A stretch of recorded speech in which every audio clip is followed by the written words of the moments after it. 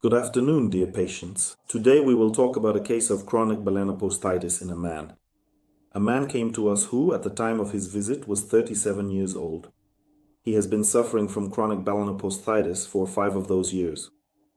You can see the clinical picture of the symptoms in the images shown below.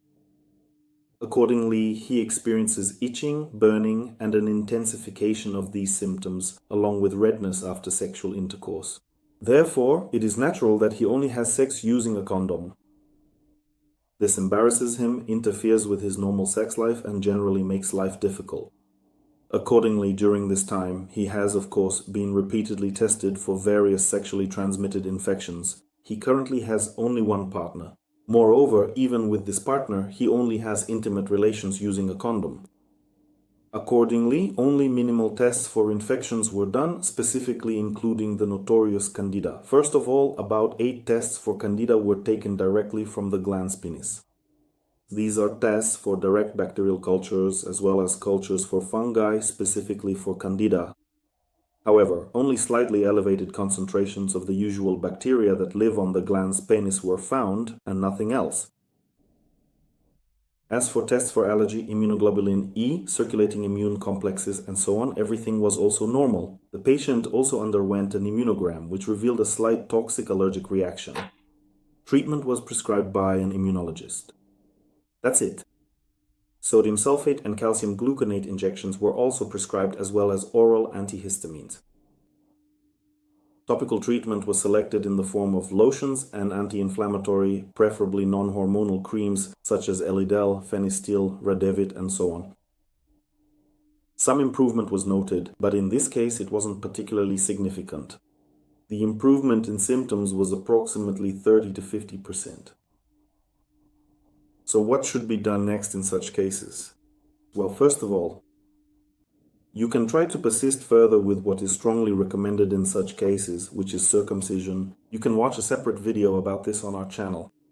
And accordingly, in my experience, even if this doesn't completely solve the problem, it improves the clinical picture by about 70 to 90% in different cases. So yes, indeed, for an adult man, it's often quite difficult to decide on circumcision, but it is a relatively effective procedure. The second thing you can try is to toughen the skin. For example, you might use certain traditional remedies, such as natural oak bark, soothing foot baths, cooling compresses, and so on. Or perhaps even very strong black tea to help the process. You can try to cauterize the surface of the erosion very superficially, for example, using the radio wave method. If you have experience, of course, we sometimes cauterize such inflammatory conditions when the patient refuses a strict circumcision. Or you can do massage with liquid nitrogen.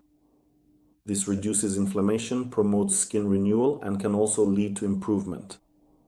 However, in this particular case, the patient was ultimately persuaded that circumcision was necessary.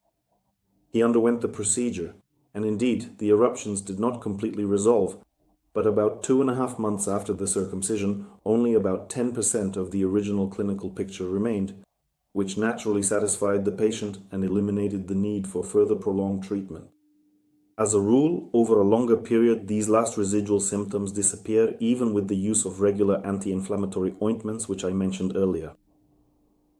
Therefore, chronic Balanoposthitis can indeed be quite a complex process in some cases, and only uninformed doctors and patients attribute it to the notorious Candida. There hasn't been any trace of Candida there for a very long time. Naturally, in most cases, this is a kind of toxic allergic reaction. Why is it specifically the penis that is affected by it? Because the skin here is thin, because bacteria are constantly present here, and because there is always moisture, which leads to this kind of redness. And in this case, it is chronic. It has, well, quite a persistent nature. Therefore, it is not always possible to completely resolve them through therapeutic measures alone. Doctors, unfortunately, are not gods. And even your humble servant never has 100% of patients recover, no matter how hard we try. Accordingly, in general, you need to look for doctors who are knowledgeable about each specific pathology.